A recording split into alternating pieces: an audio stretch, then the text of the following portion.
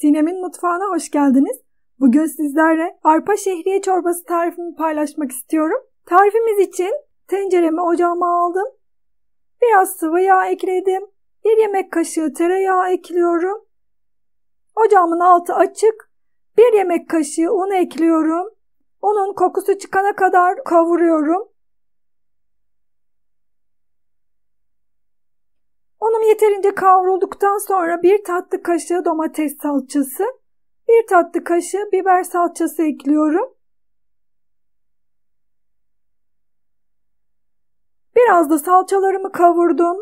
4 tane küçük boy rendelenmiş domates ekliyorum. Biraz da domateslerimi pişiriyorum. Eğer varsa elinizde hazır rendelenmiş domates de kullanabilirsiniz. Sürekli karıştırarak üzerine sıcak su ekliyorum. Suyu azar azar ekliyorum. Suyu birden eklerseniz top top olacaktır. Azar azar 5 su bardağı toplamda su ekledim. Kaynamaya başladıktan sonra 1 çay bardağından 1 parmak eksik arpa şehriyesi ekleyip karıştırıyorum. Arpa şehriyeler yumuşayana kadar pişmeye bırakıyorum. Tuzunu ekledim.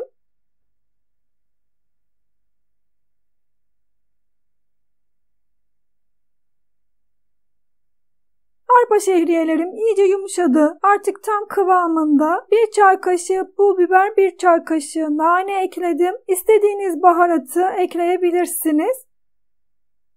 Çorbamız hazır. Deneyeceklere şimdiden kolay gelsin. Herkese afiyet olsun. İzlediğiniz için teşekkürler. Bir sonraki tarifimde görüşmek üzere. Hoşça kalın.